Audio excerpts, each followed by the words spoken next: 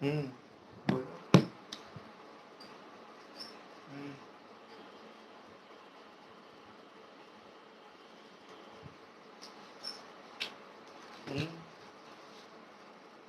ठीक है, जो तुम्हारे पास है उसी से कर दो। ध्यान से पढ़ाई हो रहा है? होमवर्क कंप्लीट हो गया कल का? अच्छा, हाँ ठीक है। देखो नेक्स्ट टॉपिक देखो। तो लास्ट क्लास में हम लोग पढ़े थे सर्कुलर आर्क के कारण से। नेक्स्ट है, अब ये ध्यान रखना है एम एफ जहाँ पे लिखा रहता है वो मैग्नेटिक फील्ड होगा। ठीक है, ऐसे हम सोच सकते हैं मैग्नेटिक फोर्स भी हो सकता है। तो अभी हम लोग मैग्नेटिक फील्ड के बारे में ही बात कर रहे हैं, उसके बाद पढ़ेंगे मैग्नेटिक फोर्स के बारे में। तो मैग्नेटिक फील्ड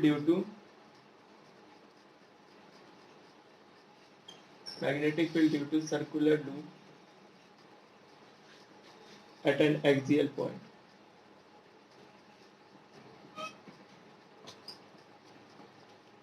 ठीक है, ये वाला टॉपिक हम लोग पढ़ने वाले हैं।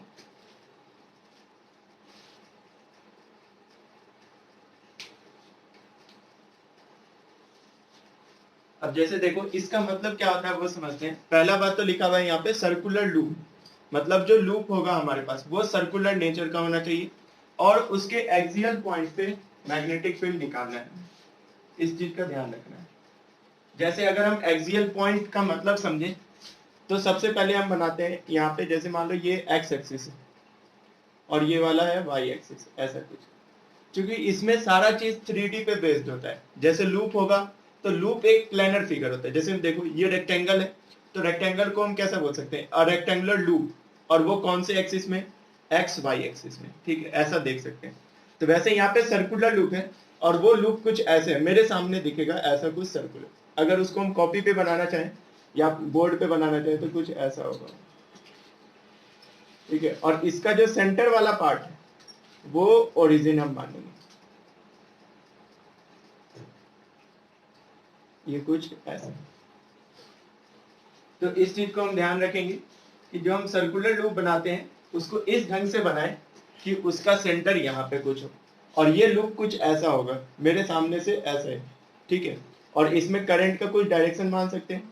जैसे अब यहाँ पे देखो, जो अगर सर्कुलर लूप होगा और वो सामने बनेगा तो कुछ ऐसा दिखेगा, और जो ऐसे होगा इस प्लेन में होगा वो हमें जो कॉपी में दिखेगा वो ओवल शेप का दिखता है। ठीक है, तो ये कुछ ऐसे लूप है। अगर सर्कुलर कहीं पे ऐसे बनाना होगा तो हम ऐसे बनाएंगे। ठीक है, ये चीज को ध्यान रखना है। अब देखो magnetic field due to circular loop, तो हमने सर्कुलर लूप बना लिया। एट एन एक्सियल पॉइंट, किसी एक्सियल पॉइंट पे हमें मैग्नेटिक फील्ड निकालना है, किसके कारण से, सर्कुलर लूप के कारण से। इस चीज का ध्यान रखना है कि जो फिगर है और फिगर में जो एक्सप्लेन किया गया है टॉपिक, इस टॉपिक का हेडिंग समझ में आना चाहिए। सबसे पहले हमें फाइंड आउट करना है मैग्नेटिक फील्ड किसके कारण से, सर्कुलर लूप के कारण से। तो ये लूप हमने बनाया कुछ ऐसा है यहाँ पे। जैसे हम इसको इमेजिन करने के लिए जो बैंगल हाथ में पहनते हैं उसको समझ सकते हैं। जैसे वो रिंग होता है वैसा ये रिंग है। ठीक है, और उसका जो सेंटर होगा, उस सेंटर से जो ये वाला लाइन होता है इसको हम बोलते हैं एक्सियल लाइन, और जो ये वाला लाइन होता है इसको हम बोलते हैं इक्वेटोरियल लाइन। जो हम लोग पढ़े थे डाइपोल वगैरह में, एक्सियल पॉइंट इक्वेटोरियल, तो एक्सियल यही होता है। सेंटर से जो एक्स एक्सिस वाला लाइन होता है या हम बोल सकते हैं हॉरिजॉन्टल लाइन, उसको हम बोलते हैं एक्सियल लाइन। तो सर्कुलर लूप है और उसमें ऑब्वियस सी बात है करंट फ्लो हो रहा होगा, तभी हम मैग्नेटिक फील्ड निकालते हैं।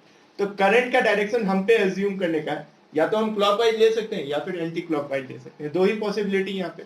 एक तो ऐसा कुछ है हमारे पास, ठीक है, तो मैं ऐसे ले रहा हूं कि तुम्हारे सामने वाला जो पार्ट दिखेगा, जैसे देखो ये रिंग है, अब ये जो रिंग होगा जो तुम्हारे सामने से दिख रहा होगा उसमें करंट नीचे जा रहा है, और जो पीछे वाला पार्ट है उसमें करंट ऐसे जा रहा है। मतलब समझो अगर मैं सामने से देख रहा हूं तो क्लॉकवाइज है।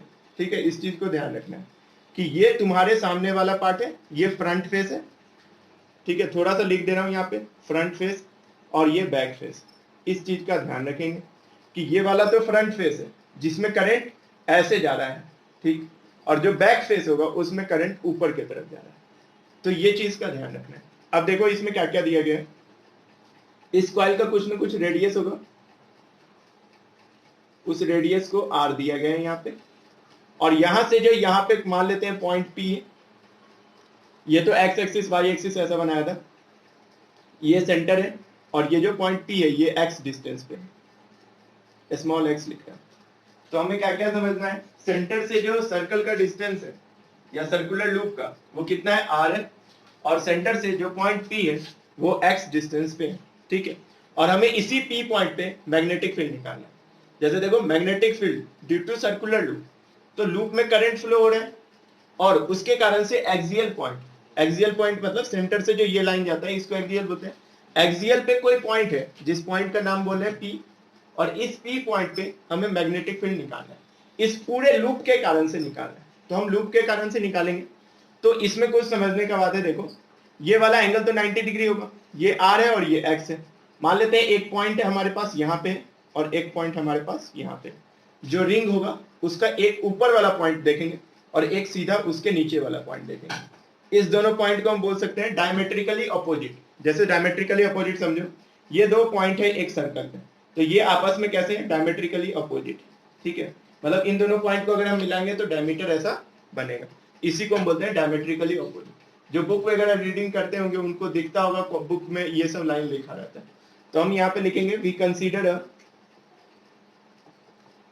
कंसीडर अ सर्कुलर लूप, ठीक है, सर्कुलर लूप है,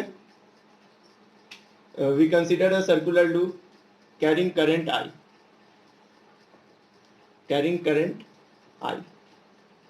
ठीक है। आई करंट इसमें फ्लो हो रहा है और वो कुछ हमने ऐसा देखा कि सामने से ऐसे जा रहा है, मतलब आई को हम बोल सकते हैं क्लॉकवाइज बोल सकते हैं। देखो ये ऐसा कुछ जा रहा है, तो अगर हम देखेंगे तो ये क्या है, क्लॉकवाइज। अगर एंटी क्लॉकवाइज होता तो ऐसा होता। तो हम लिख सकते हैं यहाँ पे we consider a circular loop carrying current I in clockwise direction,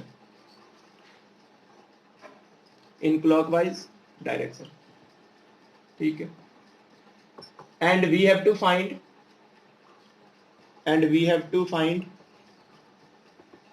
magnetic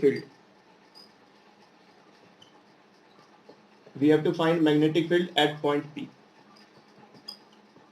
generally मैं ये सारा चीज नहीं लिख पाता हूं, ये तुम लोग खुद से भी लिख सकते हो, मतलब समझ में आना चाहिए डेरिवेशन क्या होता है। ये तो इंग्लिश है, ये तुम लोग को मेरे से अच्छा आता होगा।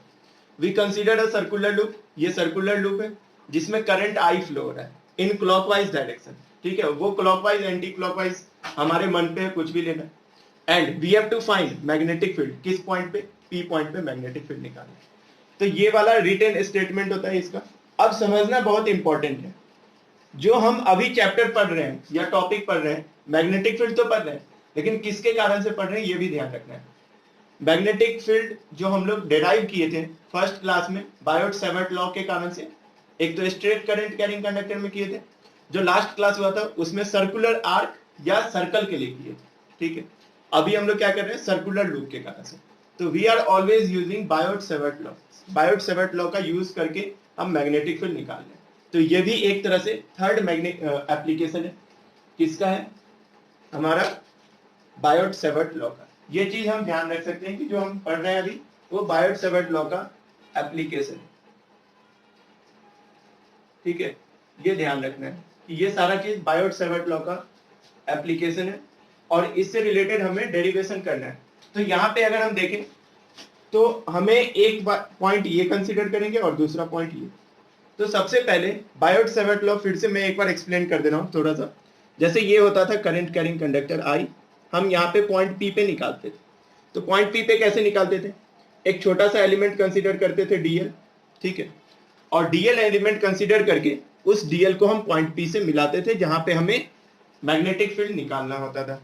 और जो डीएल और जो आर वेक्टर होता था उनके बीच में जो एंगल होता था उसको क्या बोलते थे, एंगल बिटवीन वेक्टर। और हम लोग फॉर्मूला यूज करते थे μ0/4 pi I DL sine theta upon R square, ठीक है। और डायरेक्शन निकालते थे राइट हैंड पाम रूल से। तो फिर से सेम चीज करने वाले हैं हम सबसे पहले देखते हैं, हमने एक छोटा सा एलिमेंट कंसीडर किया, यहाँ पे बताया था डायमेट्रिकली अपोजिट पॉइंट पे हम एलिमेंट कंसीडर करते हैं। तो अगर हम ध्यान से देखें तो फ्रंट फेस ये है और ये बैक फेस है। तो सर्कल तो ऐसे बना होगा कुछ, और सर्कल में करंट कैसे आ रहा होगा, सबसे ऊपर वाले पॉइंट पे करंट तुम्हारे सामने आ रहा होगा। देखो ये लूप कुछ ऐसा बना है और इस लूप में सबसे ऊपर वाला पॉइंट जो ये है, इसको हम यहाँ पे एक छोटा सा करंट एलिमेंट माना है। ये छोटा सा एक करंट एलिमेंट है और इस करंट एलिमेंट में करंट का डायरेक्शन क्या होगा, तो करंट का डायरेक्शन तुम्हारे तरफ होगा, मतलब आउटवर्ड ऑफ द प्लेन। अगर ये प्लेन है, ये वाला प्लेन है एक्स वाई प्लेन, तो ये होगा, देख लो यहां से करंट बाहर को आ रहा है और यहां पे क्या होगा, अंदर को जाएगा, क्योंकि हमने देखा ना क्लॉकवाइज दिया है, तो करंट बाहर आ रहा है और जिस डायरेक्शन में करंट होता है उसी डायरेक्शन में करंट एलिमेंट भी होता है। तो यहां से करंट का डायरेक्शन तो बाहर, और पॉइंट पी यहां पे, तो यहां से अगर हम ये वाला डिस्टेंस देखें, तो ये वाला डिस्टेंस को अगर मैं आर बोलूं, तो ये वाला यहां से यहां का डिस्टेंस। तो देखो एक चीज, करंट का डायरेक्शन बाहर, इस पॉइंट पे बोलना, बस ये वाला पॉइंट पे करंट का डायरेक्शन बाहर और पॉइंट पी यहाँ पे।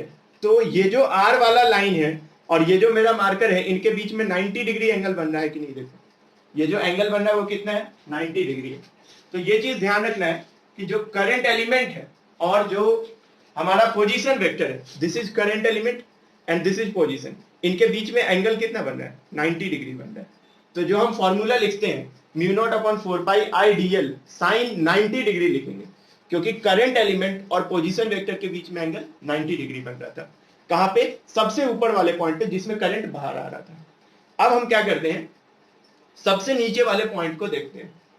सबसे नीचे वाले पॉइंट पे अगर हम देखें तो करंट अंदर जा रहा होगा, करंट अंदर गया, और अगर मैं यहां से भी मिला दूं पॉइंट पी के लिए तो कुछ ऐसा होगा, करंट अंदर जा रहा है और पोजीशन वेक्टर इधर, तो इनके बीच में एंगल कितना है, 90 डिग्री। तो ऑलवेज देखना हर एक समय 90 डिग्री एंगल बनेगा। जो लोग अभी बैंगल पहने हुए होंगे हाथ में, उसको निकाल के और देखो, उससे किसी पॉइंट को यहां से देखो, यहां वाले पॉइंट को 90 डिग्री एंगल बन रहा होगा हर एक पॉइंट के लिए। तो एक चीज तो समझ में आ गया कि the angle between position vector and current element is always 90 degree. ये करंट एलिमेंट बाहर और यहाँ पे पोजीशन वेक्टर के बीच में एंगल 90 डिग्री। वैसे हम यहाँ पे भी चेक कर लिए, करंट वेक्टर अंदर, तो करंट एलिमेंट भी अंदर और पोजीशन वेक्टर इधर, दोनों के बीच का एंगल कितना है, 90 डिग्री। तो ये चीज तो समझ में आ गया। अब हमें दूसरा बात करना होता है डायरेक्शन, कि मैग्नेटिक फील्ड का डायरेक्शन कैसे निकलेगा। तो right hand palm rule use कर रहे हैं हम लोग। राइट हैंड पाम रूल बोलता है कि थंब को हम करंट के डायरेक्शन में प्लेस करें। तो थंब किधर आएगा, बाहर, क्योंकि हमने बोला यहाँ पे करंट बाहर आ रहा है और नीचे वाले में करंट अंदर जा रहा है। यहाँ पे एक ऐसा कुछ लूप है और इस लूप में सबसे ऊपर वाले पॉइंट से करंट तुम्हारे इधर आ रहा है और सबसे नीचे वाले पॉइंट से करंट बोर्ड के अंदर जा रहा है, ऐसा समझेंगे। तो करंट का direction will be direction of thumb, तो थंब का डायरेक्शन ये, और हम अपने पाम को पॉइंट पी की ओर ले जाएंगे। तो पॉइंट पी की ओर ले जाते हैं, ऐसे करके हम ले जाएंगे, ये बाहर और पॉइंट पी, थंब ऐसे जाएगा, मतलब पाम हमारा ऐसे जाएगा और थंब तुम्हारे सामने। तो ये कुछ ऐसा, और मैग्नेटिक फील्ड उसके परपेंडिकुलर डायरेक्शन में होता है। मतलब यहां से अगर मैग्नेटिक फील्ड का देखें तो मैग्नेटिक फील्ड कुछ ऐसा होगा, जो ये वाला लाइन है इसके परपेंडिकुलर लाइन में मैग्नेटिक फील्ड होगा। किसके कारण से होगा, इस करंट एलिमेंट के कारण से, ठीक है।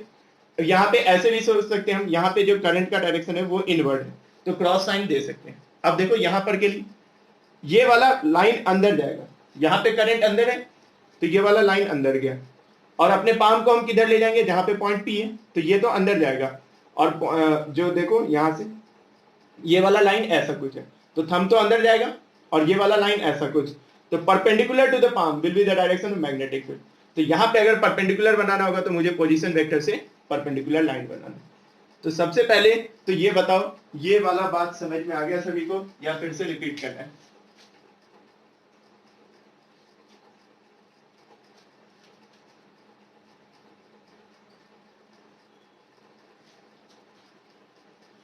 तो देखो यहां से ये सारा सभी को समझ में आ गया होगा, अंदर से यहां पे आया और इसके कारण से यहां पे आया, और ऐसे हर एक पॉइंट्स को अगर हम मिलाते जाएंगे, छोटा छोटा जो भी पॉइंट आएगा उसके कारण से मैग्नेटिक फील्ड मिलाते जाएंगे, तो सारे को ऐड करेंगे तो क्या आ जाएगा, नेट मैग्नेटिक फील्ड आ जाएगा। कौन से पॉइंट पे, पी पॉइंट पे। तो हमें पता है कि सबको ऐड करने की जगह हम क्या यूज करते हैं, इंटीग्रेशन। तो अब देखो यहाँ पे इस डीएल के कारण से जो मैग्नेटिक फील्ड आएगा उसका नाम डीवी दे रहा हूं और यहाँ का भी नाम दे रहा हूं डीवी, ठीक है। अब इस डीवी को हमें कंपोनेंट जो दिया हुआ है, इस कंपोनेंट को हम थोड़ा सा ब्रेक कर लेंगे। तो सबसे पहले देखते हैं हम यहाँ पे, ये वाला तो समझ में आ गया, डीवी है हमारे पास, और डीवी का अगर हम फॉर्मूला लिखें बाय अप्लाइंग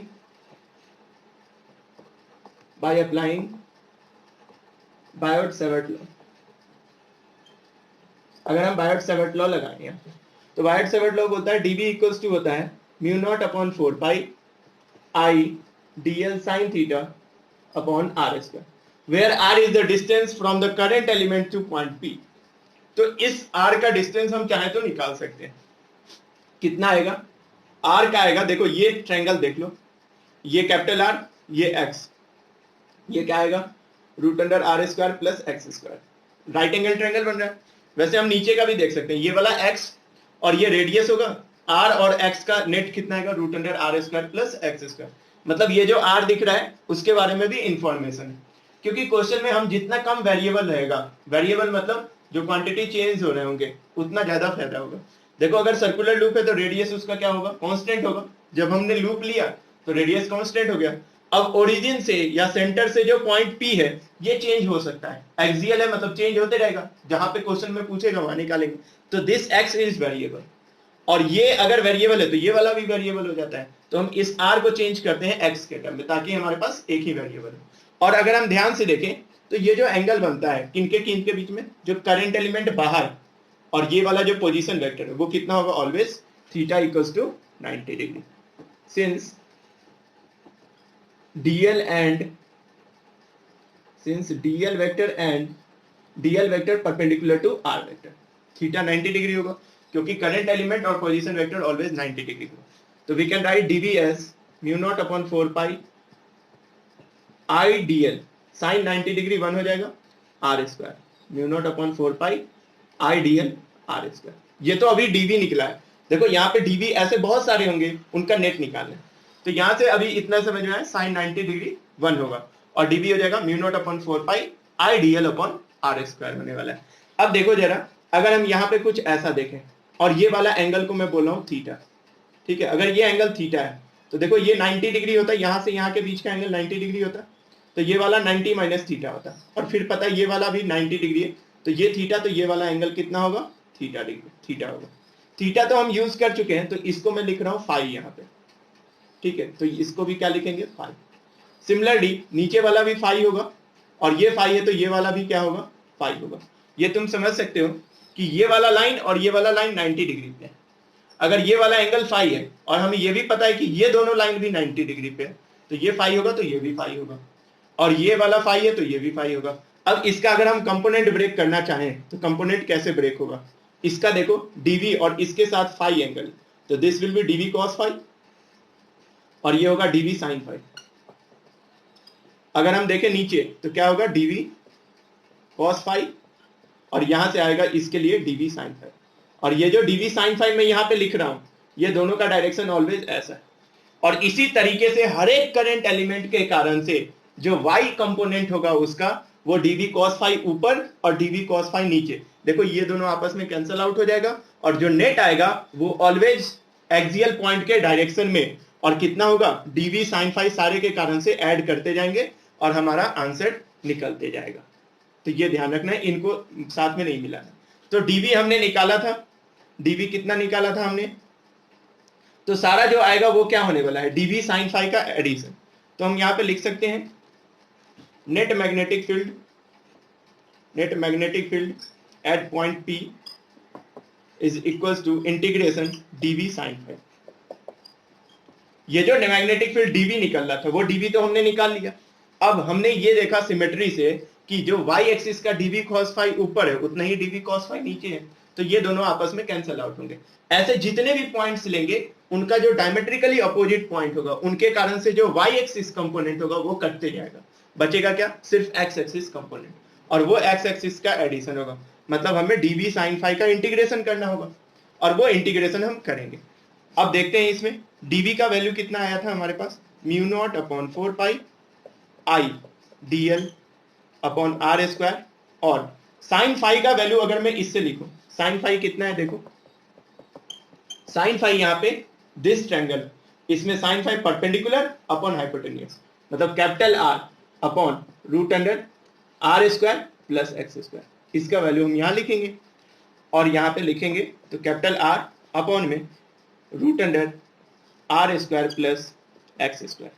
और साथ में अगर हम ध्यान से देखें तो ये जो कैपिटल आर स्क्वायर इसका स्क्वायर करेंगे तो ये क्या है?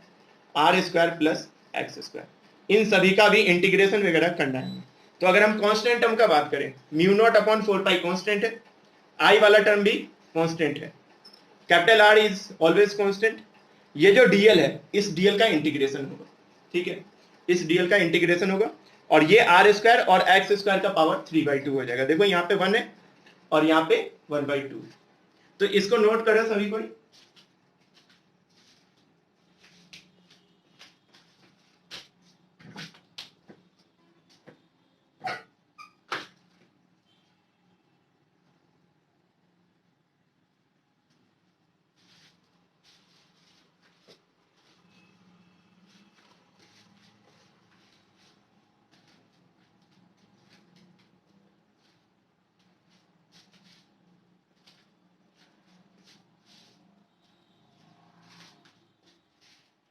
अगर इसको हम एक स्टेप और आगे लिखेंगे, तो सारे कांस्टेंट को अगर मैं बाहर निकाल दूं तो डीएल वाला टर्म बच जाएगा। और यहां से अगर हम देखें, और एक चीज और ध्यान रखेंगे, हम वेरिएबल और कांस्टेंट डिवाइड, जो हम वेरिएबल और कांस्टेंट को जो हम आइडेंटिफाई करते हैं किसी भी इंटीग्रेशन के टर्म में, तो सबसे पहले देखेंगे dx या dl या dy किसके साथ है। जैसे इन सब का इंटीग्रेशन करना है विथ रिस्पेक्ट टू l, मतलब लेंथ के रिस्पेक्ट में डिफरेंशिएट करना है। ये वाला लेंथ, ये जो पूरा सरकमफेरेंस वाला लेंथ होगा, तो बाकी सारे टर्म यहाँ पे क्या आने वाले हैं, कांस्टेंट आने वाले हैं। तो उन सबको मैं बाहर निकाल दे रहा हूं, म्यू नॉट अपॉन 4 पाई, यहां से आई कांस्टेंट है, कैपिटल आर कांस्टेंट है, और ये वाला जो नीचे टर्म है देखो, r square plus x square का पावर 1 और यहां से पावर 1/2, वो सारा क्या होने वाला है, कांस्टेंट। तो r square plus x square का पावर 3/2, ये सारे कांस्टेंट टर्म है। और इंटीग्रेशन किसका होगा, इंटीग्रेशन होगा सिर्फ डीएल का। अब यहां से देखो, ये वाला डीएल है, छोटा सा एलिमेंट डीएल है, इसके आगे भी डीएल होगा, डीएल होते होते होते ये पूरा सरकमफेरेंस पे डीएल बटा हुआ है। तो इस पूरे डीएल का अगर इंटीग्रेशन हम करेंगे, सर्कुलर कोई भी चीज आएगा तो उसका इंटीग्रेशन 2πr होगा। देखो ये छोटा छोटा लेंथ को हम जोड़ते जाएंगे तो इस सर्कमफेरेंस के इक्वल हो जाएगा, और सर्कमफेरेंस सर्कल का कितना होता है, 2π इंटू रेडियस, जो कितना है r। तो इसके नेक्स्ट लाइन में हम लिखेंगे, यहाँ पे, यहां तक लिखो, इसके बाद ऊपर लिखूंगा।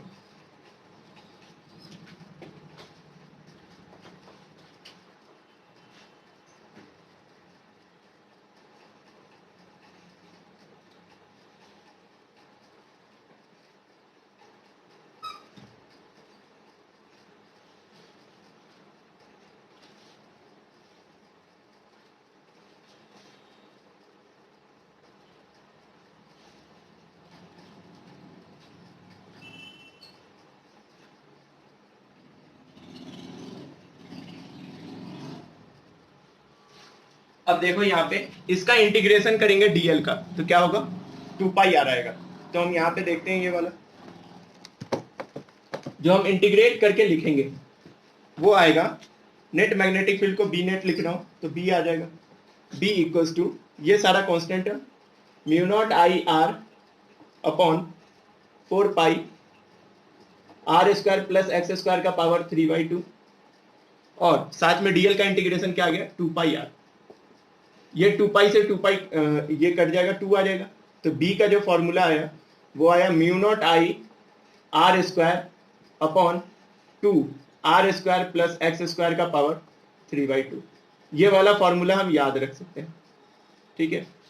अब देखो, ये तो तब का बात है जिसमें एक करंट कॉइल, मतलब एक ही रिंग हो, तब तो ये फॉर्मूला आएगा। अगर कहीं पे भी, अब से याद रखना है, कभी भी मैग्नेटिक फील्ड वगैरह में एन टर्न्स, मतलब समझो ये एक ऐसा कॉइल है, इसके ऊपर से वायर्स को लपेटा जा रहा है बार बार, मतलब इसको, इसमें ऐसा कुछ किया जा रहा है, तो जितने टर्न्स होंगे उनसे मल्टीप्लाई हो जाता है।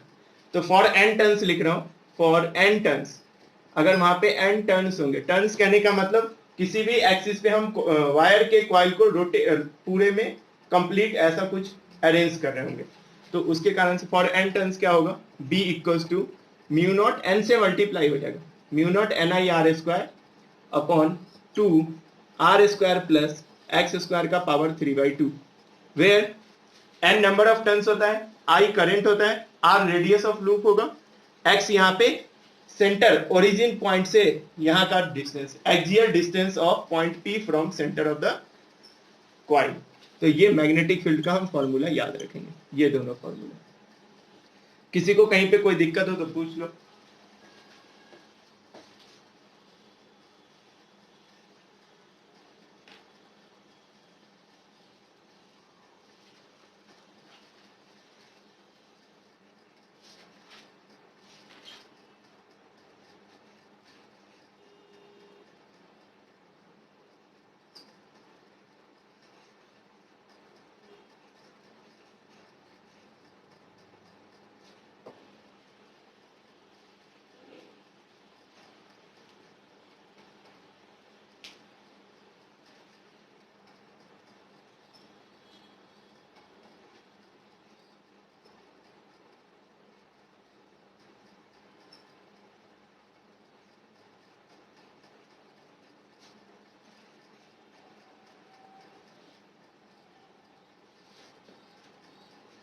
ये लिख लिए होगे सभी कोई? फिगर वगैरह अच्छे से याद रखना, और ऐसा नहीं है कि डेरिवेशन बहुत ज्यादा टफ है, अगर हम 3-4 बार इसको लिख के प्रैक्टिस करेंगे तो अपने आप याद हो जाएगा ये। ठीक है, थोड़ा सा फिगर कॉम्प्लिकेटेड है जरूर, लेकिन अगर हम इसको ट्राई करें सॉल्व करने का, एकदम धीरे आसान से लिखते जाएंगे, बार बार लिखेंगे तो अपने आप याद हो जाता है। और वही करना है, वहां पे जाके एक्सप्लेन तो करना नहीं है, वहां पे सिर्फ लिखना होता है, और वो लिख सकते हैं हम 3-4 बार जब प्रैक्टिस करेंगे तो आ जाता है। अब देखो,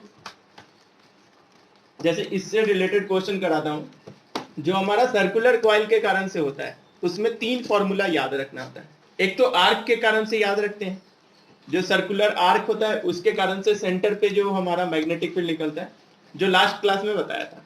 उसके बाद नेक्स्ट ये वाला, इसमें ये वाला फॉर्मूला जो अभी यहाँ पे लिखा हो ये याद रहना चाहिए, तभी सारे क्वेश्चंस इसके सॉल्व। अब जैसे देखो क्वेश्चन है, find magnetic field at point O।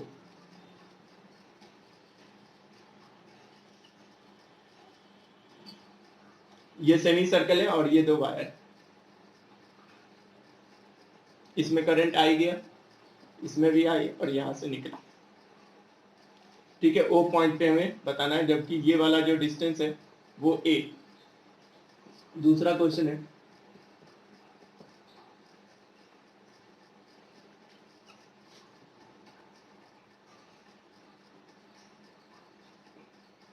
इसमें भी करंट आई फ्लो हो रहा है। ठीक है, यहाँ पे सारे में क्वेश्चन में बताना है, find magnetic field at point O। तीसरा क्वेश्चन है हमारे पास,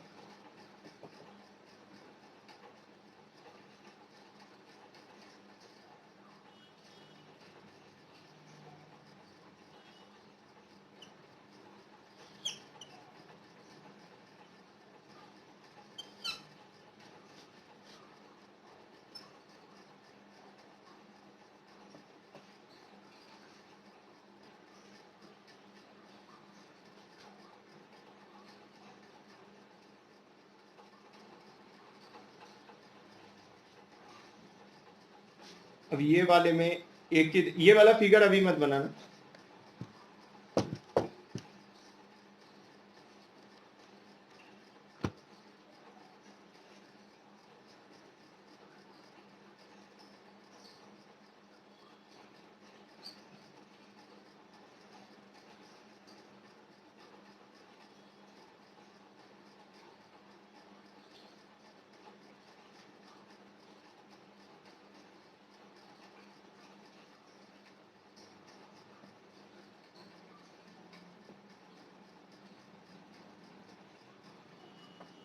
इन सारे क्वेश्चन में हमें O पॉइंट पे मैग्नेटिक फील्ड बताना है। O सारे का सेंटर है। जो पहला वाला है वो कैसा है समझो, ये एक स्ट्रेट वायर है, उसके पास ये सेमी सर्कल है, उसके बाद फिर से स्ट्रेट है। दूसरे वाले में ये स्ट्रेट है, ये सेमी सर्कल है और ये वाला स्ट्रेट है। तीसरे वाले में ये स्ट्रेट है, ये सेमी सर्कल है और उसके बाद ये स्ट्रेट है और सेंटर यहाँ पे O। ठीक है, इसमें बताना है, और इसका ये वाला पॉइंट इनफाइनाइट पे, और हमें O पॉइंट पे मैग्नेटिक फील्ड बताना है।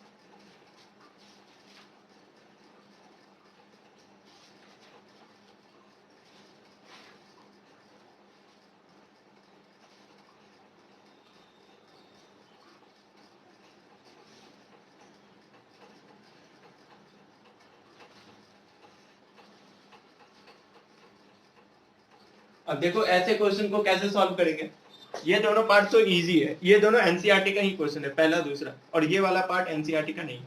तो ऐसे क्वेश्चन में जब भी नेट मैग्नेटिक फील्ड किसी पॉइंट पे निकालना होता है, तो जितने वायर्स हैं उन सबको अलग अलग सेगमेंट में ब्रेक करके हम मैग्नेटिक फील्ड निकालते हैं। जैसे हमने लास्ट क्लास में भी पढ़ा था, स्क्वायर वगैरह में हर एक साइड के कारण से मैग्नेटिक फील्ड निकाल के और नेट मैग्नेटिक फील्ड निकालते थे। वैसे हम हर एक क्वेश्चन में जब भी हमारा मैग्नेटिक फील्ड निकालने के लिए आएगा उस समय हम क्या करने वाले होंगे, नेट मैग्नेटिक फील्ड निकालने के लिए हर एक सेगमेंट, जितने भी अलग अलग सेगमेंट दिख रहे हैं वायर्स के, उनके कारण से मैग्नेटिक फील्ड निकालें और उन सब का वेक्टर एडिशन करेंगे। जैसे देखो ये वाला एक वायर है, दूसरा ये सेमी सर्कल वायर है और तीसरा ये वाला वायर है। इन तीनों वायर के कारण से अगर हम ओ पॉइंट पे, जिस पॉइंट पे पूछा गया है क्वेश्चन में वो ध्यान रखना है, जिस पॉइंट पे पूछा गया वहां पे अगर मैग्नेटिक फील्ड निकालना चाहे तो ओ पॉइंट पे एक तो ये वायर के कारण से आएगा, दूसरा ये वायर के कारण से आएगा और तीसरा सेमी सर्कल के कारण से मैग्नेटिक फील्ड आएगा। तो अगर हम बी नेट देखें यहाँ पे तो क्या होगा देखो, अब फॉर्मूला वगैरह याद रखना है। ऐसे तो मैंने एक पॉइंट बताया था कि अगर कोई स्ट्रेट करंट कैरिंग कंडक्टर के एक्सटेंडेड पार्ट हो या उसी करंट कैरिंग कंडक्टर पे अगर मैग्नेटिक फील्ड पूछा जाए तो वो जीरो होता है। जैसे देखो ये एक करंट कैरिंग कंडक्टर है और इसी पे पॉइंट पी आ जाए जहां पे मैग्नेटिक फील्ड निकालना है।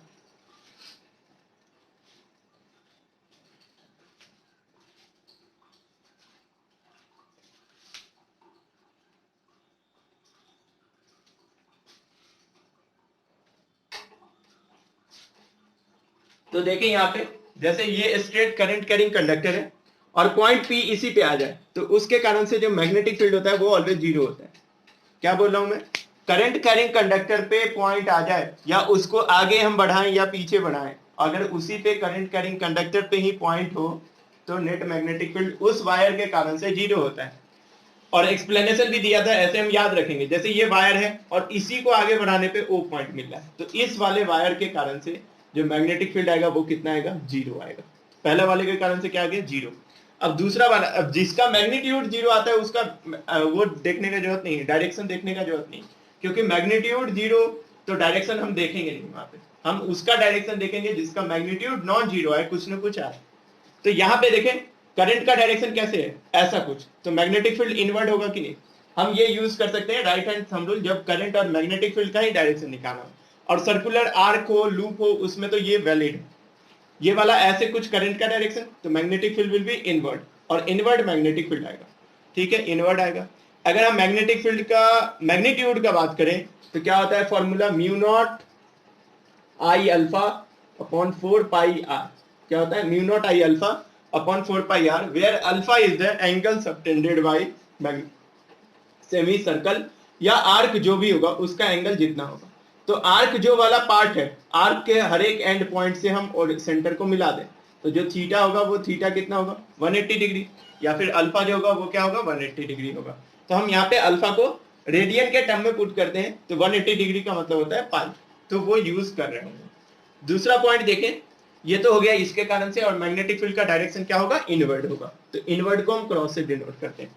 अब जो थर्ड पॉइंट है, ये करंट कैरिंग कंडक्टर, ये इसके लिए भी अगर हम पीछे करेंगे तो पॉइंट उसी के वायर के लाइन पे ही है और वायर के लाइन पे होता है तो मैग्नेटिक फील्ड कितना होता है, जीरो।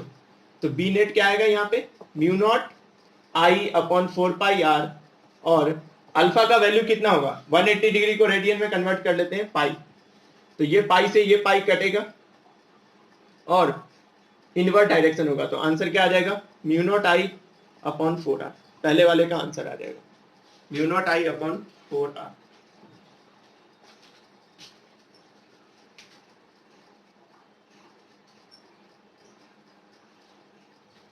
वैसा ही सिमिलर क्वेश्चन है सेकंड पार्ट। अगर हम सेकंड पार्ट में देखें तो ये जो करंट कैरिंग कंडक्टर ये वाला है, इसके कारण से मैग्नेटिक फील्ड जीरो होगा। क्यों, क्योंकि इसी लाइन पे आगे हमारा वो पॉइंट है जिसपे मैग्नेटिक फील्ड निकालना है। अब थोड़ा सा ध्यान रखेंगे कि सिमेट्रिकली जैसे फिगर है हमारा वैसे बने, यहाँ पे आ गया इसके कारण से, तो पहले वाले के कारण से जीरो होगा, दूसरा वाला आर्क के कारण से कुछ ना कुछ मैग्नेटिक फील्ड होगा, और तीसरा जो ये वाला पॉइंट है ये वाला, इसके कारण से भी मैग्नेटिक फील्ड क्या होने वाला है, जीरो। तो हमें ओवरऑल इन दोनों क्वेश्चन में जो आर्क है सेमी सर्कल उसके कारण से मैग्नेटिक फील्ड निकालना है। तो हम कैसे लिखेंगे सेकंड वाले का, बी नेट क्या लिखेंगे, पहला तो जीरो हो गया, दूसरा अगर हम देखें करंट का डायरेक्शन ऐसा है, मतलब हमारा हाथ ऐसे कर्ल होगा तो मैग्नेटिक फील्ड का डायरेक्शन आउटवर्ड, और आउटवर्ड को हम कैसे लिखते हैं, डॉट से, और सेमी सर्कल हो या फिर कोई आर्क हो, मैग्नेटिक फील्ड का formula mu naught I alpha upon 4 pi r, ठीक है, प्लस तीसरे वाले के कारण से क्या आएगा, जीरो। तो हम यहाँ पे लिखेंगे mu naught I 4 pi r और अल्फा का वैल्यू पाई, तो पाई से पाई कट जाएगा, आउटवर्ड डायरेक्शन में कितना आएगा mu naught I upon 4 r, और डायरेक्शन क्या होगा आउटवर्ड होगा।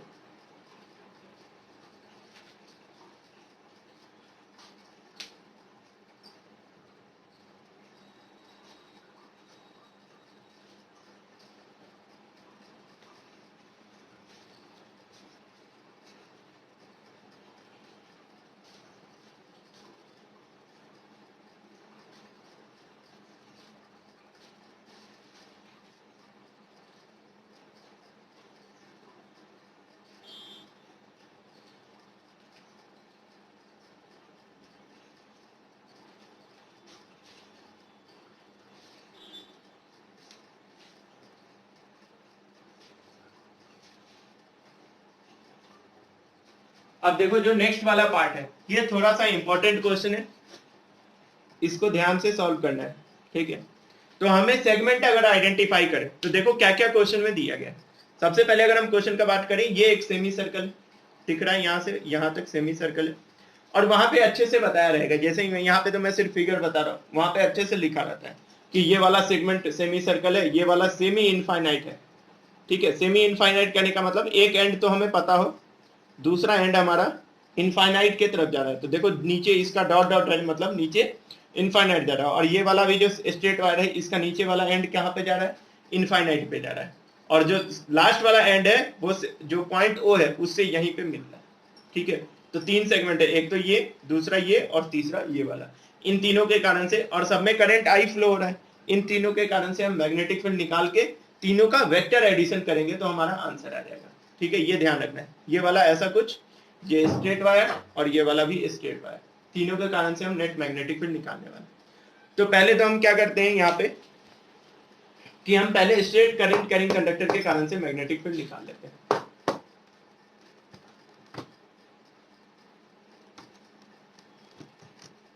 और उसके बाद हम सेमी सर्कल का निकालेंगे और फिर वेक्टर एडिशन करेंगे। तो देखो यहाँ पे सबसे पहले हम इस वाले का हम क्या निकालें मैग्नेटिक फील्ड निकाल लें।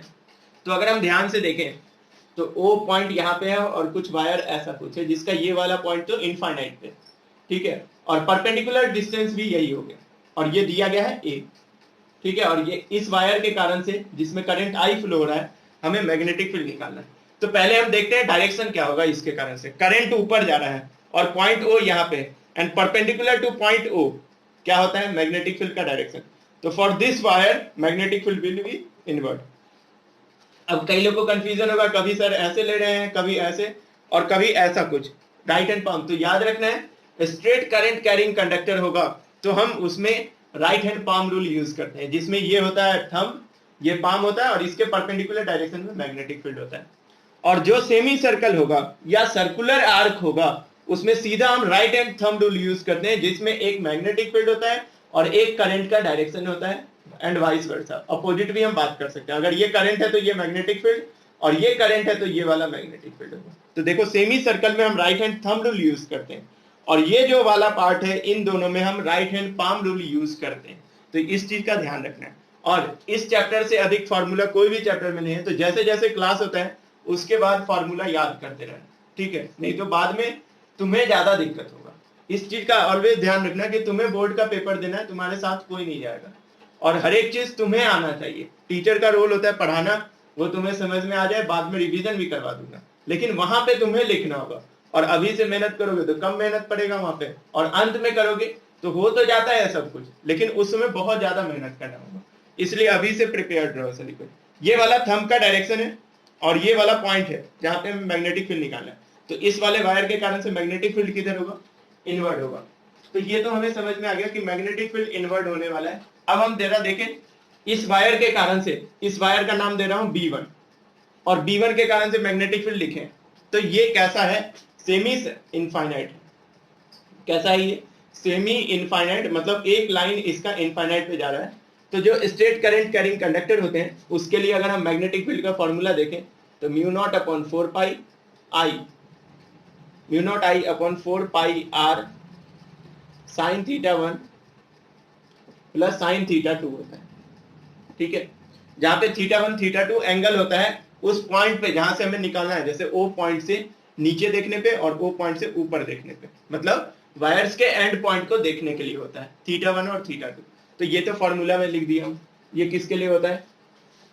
स्ट्रेट करंट कैरिंग कंडक्टर के लिए होता है। तो हम नेट मैग्नेटिक फील्ड देखें तो 3 के कारण से आएगा B1 plus B2 plus B3। B1 मतलब ये वाला वायर, B2 मतलब ये वाला, और B3 मतलब ये, मतलब magnetic field due to first wire, second wire and third wire, ये ध्यान रखना है। तो हम सबसे पहले B1 निकाल लेते हैं। B1 के बारे में पता चल गया, डायरेक्शन तो इनवर्ड है। अगर मैग्नेटिक फील्ड का मैग्नीट्यूड का बात करें तो mu naught I upon 4 pi, यहां पे R होता है O पॉइंट से वायर के बीच का परपेंडिकुलर डिस्टेंस, वो A है, 4 पाई A। अब यहाँ पे साइन थीटा 1 कितना लिखेंगे?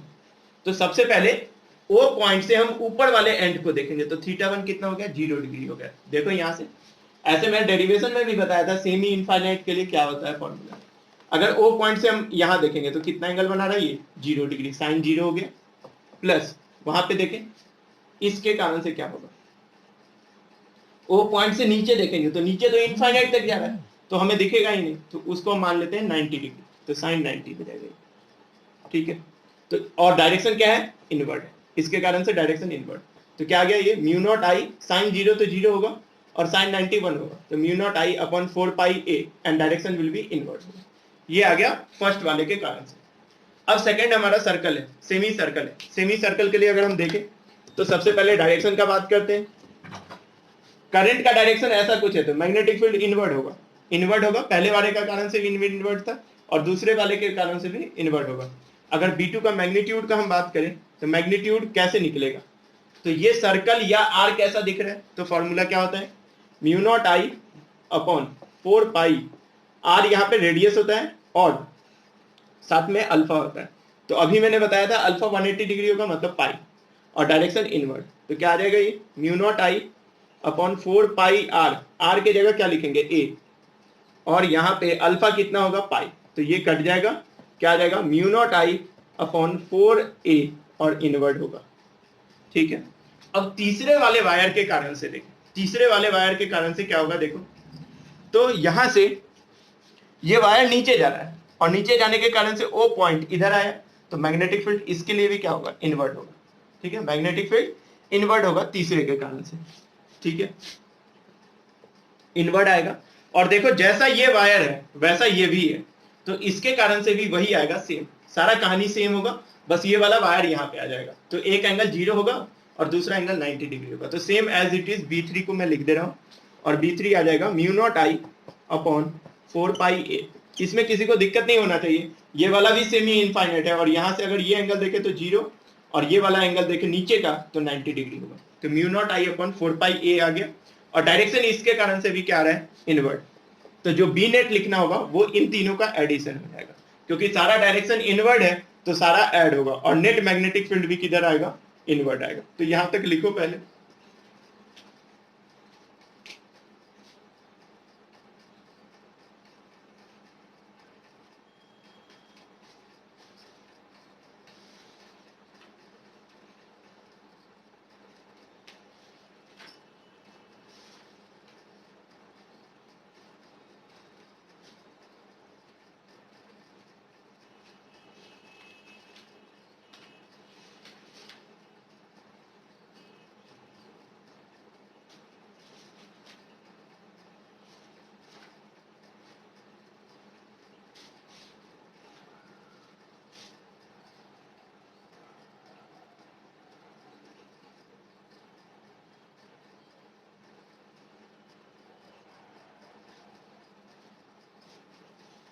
अब इसके बाद हम क्या करेंगे? इन तीनों का एडिशन करेंगे। कैसा एडिशन? तो वेक्टर एडिशन करना होगा। बी नेट मैं यहाँ पे लिख रहा हूँ, बी नेट होगा B1 कितना है? Mu naught I upon 4 pi A। B2 कितना आया था? Mu naught I upon 4A, mu naught I upon 4A। अब ये कंफ्यूज नहीं होना, कैपिटल I स्मॉल I दोनों का मतलब सेम है यहाँ पे। और तीसरा है mu naught I upon 4 pi A। तो अगर मैं ऐड करूं तो ये दोनों सेम है, तो क्या हो जाएगा? 2 म्यू नॉट I टू, मैं कॉमन ले रहा हूं, इसमें से जो भी कॉमन आ जाएगा, mu naught I upon 4a common आएगा, यहां से 1 अपॉन पाई, यहां से 1 और यहां से 1 अपॉन पाई। तो फाइनल आंसर को हम लिख सकते हैं ऐसा, b equals to mu naught I upon 4a, और साथ में क्या हो जाएगा, ये वाला ऐड होगा तो 2/पाई प्लस 1 आ जाएगा, और डायरेक्शन कहां पे होगा, इनवर्ड होगा सबके लिए। तो ये, किसी को कोई भी दिक्कत हो तो पूछ सकते हो।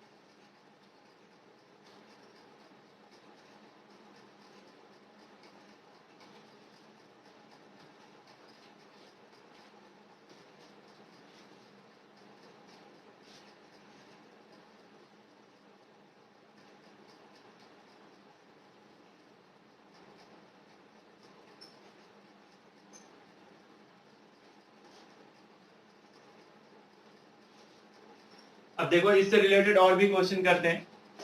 तो ऐसे क्वेश्चन को हर एक सेगमेंट वाइज ब्रेक करके हम क्वेश्चन को सॉल्व कर रहे होंगे, और इसमें अगर वैल्यू वगैरह दिया होगा तो हम वैल्यू पुट करके फाइनल आंसर भी निकाल सकते हैं। जैसे ऐसा क्वेश्चन तो यही दिया रहता है ए आर ऐसा कुछ करके, तो फाइनल आंसर ऐसा ही थोड़ा सा आता है, मतलब वैल्यू वगैरह नहीं निकलता है वहां पे।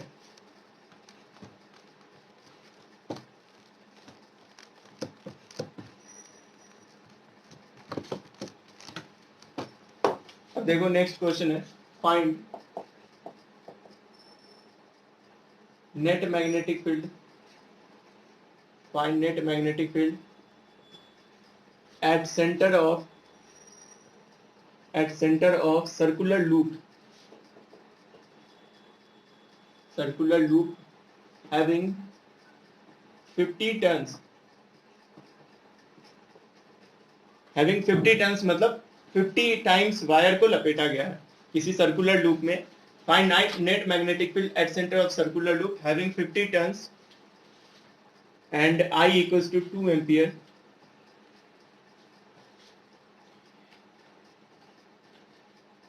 एंड रेडियस 2 मीटर, और रेडियस कितना दिया गया है, 2 मीटर।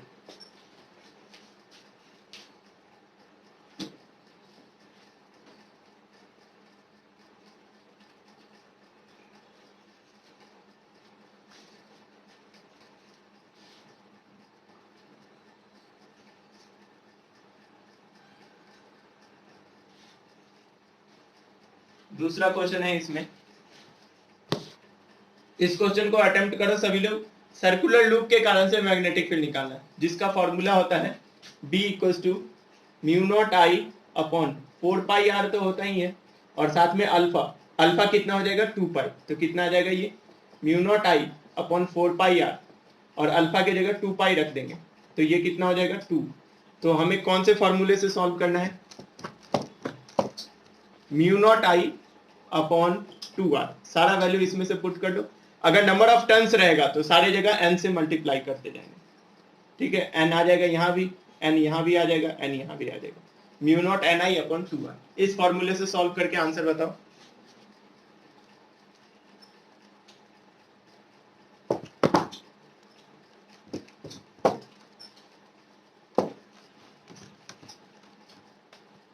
नेक्स्ट क्वेश्चन है, इसको सॉल्व करना सभी लोग, तभी नेक्स्ट क्वेश्चन पे आना।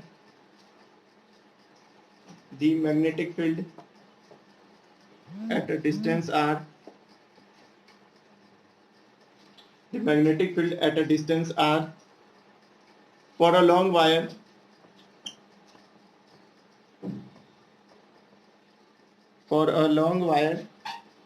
carrying current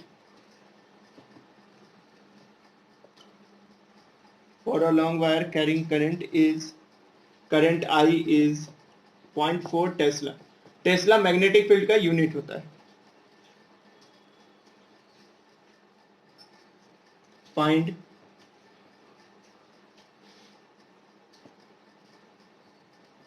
magnetic field at a distance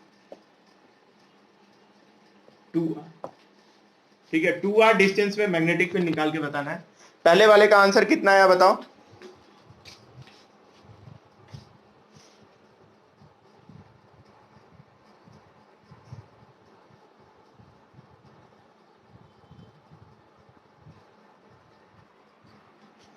ठीक है, देखो यहां से इसको क्या करेंगे हम, म्यू नॉट का वैल्यू होता है 4 पाई इंटू 10 का पावर -7 और साथ में n कितना होगा 50 टर्न्स है और करंट का वैल्यू दिया गया है 2 और नीचे 2 इंटू रेडियस दिया गया है 2, तो ये 4 से 4 कट जाएगा, 50 इंटू 2 100 हो जाएगा, 100 पाई इंटू 10 का पावर -7 मतलब पाई का वैल्यू होता है 3.14 इंटू 10 का पावर -5 और मैग्नेटिक फील्ड का यूनिट क्या होता है टेस्ला। ये याद रखना, मैग्नेटिक फील्ड का यूनिट टेस्ला होता है।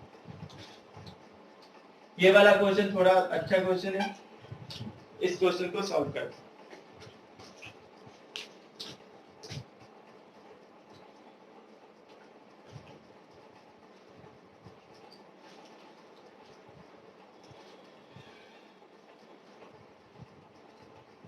लॉन्ग वायर कहने का मतलब इनफाइनाइट वायर होता है। जैसे देखो ये एक इनफाइनाइट वायर है, ठीक है, और इसमें करंट फ्लो हो रहा है आई और magnetic field at a distance r, मतलब यहां से r डिस्टेंस पे कोई पॉइंट P है और इस वायर में करंट I फ्लो हो रहा है, तो मैग्नेटिक फील्ड कितना है 0.4 टेस्ला। तो अगर मैं P1 पॉइंट बोल दूं इसको, तो P1 पॉइंट पे मैग्नेटिक फील्ड कितना है 0.4 टेस्ला। कह रहा है कि सेम वायर में magnetic field at a distance 2r equals to what, मतलब find magnetic field at a distance 2r। Find लिखा हुआ है तो कोई दिक्कत नहीं है, find magnetic field at a distance 2r। तो हम मान लेते हैं अगर ये P1 r डिस्टेंस पे है तो यहाँ पे कहीं पे पॉइंट P2 होगा जो वायर से 2r डिस्टेंस पे हो जाएगा। अगर P1 r डिस्टेंस पे है तो P2 कितने डिस्टेंस पे है 2r डिस्टेंस पे। Magnetic field at point P1 अगर मैं बात करूं तो क्या होता है formula, mu naught I upon 2 pi और r होता है यहाँ पे। Magnetic field due to long wire में जो θ1 और θ2 को 90 डिग्री पुट करते हैं तो ये फॉर्मूला आता है। तो magnetic field at point P1 कितना होगा, म्यू नॉट आई अपॉन 2 पाई, मैं पहले एक बार लिख दे रहा हूँ a, 2 पाई a, जहाँ पे a डिस्टेंस होता है P1 से, या फिर कैपिटल R लिख सकते हो, जैसा भी लिखना चाहो लिख सकते हो, ठीक है। कई बुक में D दिया रहता है, कहीं पे A दिया रहता है। जब मैं डेरिवेशन कराया था उस समय कैपिटल R लिखा था, तो इसलिए तुम कैपिटल R याद रख सकते हो, जहाँ पे capital R is the perpendicular distance from point P1 to this wire, तो ये होता है। अब मैं इसको सॉल्व करने का कोशिश करूं, क्या क्या दिया गया देखो, डिस्टेंस R है और करंट I है, तो मैग्नेटिक फील्ड 0.4 टेस्ला है, मतलब 0.4 equals to mu naught I upon 2 pi R। पहला इक्वेशन तो ये हो गया अकॉर्डिंग टू क्वेश्चन। अब बोला है find magnetic field at a distance 2r। 2r distance पे मैग्नेटिक फील्ड कितना होगा, मान लेते हैं Bp2 हमें निकालना है, तो क्या होगा mu naught I upon 2 pi r, जहां पे r का वैल्यू कितना होगा, r प्लस r 2r हो गया, तो ये हो गया, ये निकाल के हमें बताना है। तो इसको इक्वेशन सेकंड मान लो और इन दोनों इक्वेशन को अगर हम डिवाइड करेंगे तो आंसर आ जाएगा। जब भी ऐसा क्वेश्चन हो दोनों इक्वेशन को डिवाइड कर दिया करो, चाहे फर्स्ट को सेकंड से करो या सेकंड को फर्स्ट से करो, आंसर आ जाएगा। तो हम यहाँ पे कर रहे हैं फर्स्ट डिवाइडेड बाय सेकंड, तो ऐसा करेंगे तो 0.4 अपॉन Bp2 लिख रहा हूं, magnetic field at 0.2 equals to mu naught I upon 2 pi r, और नीचे आएगा यहाँ पे देखो mu naught I upon 2 pi into 2r, यही है।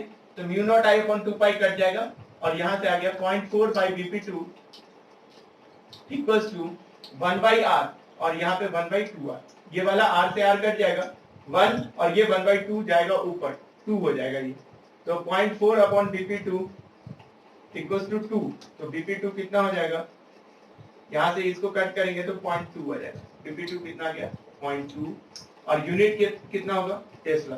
तो 2r डिस्टेंस पे जो मैग्नेटिक फील्ड होगा वो हाफ हो जाएगा क्योंकि डिस्टेंस हाफ हुआ था इसलिए। तो इसको कॉपी में लिख लो।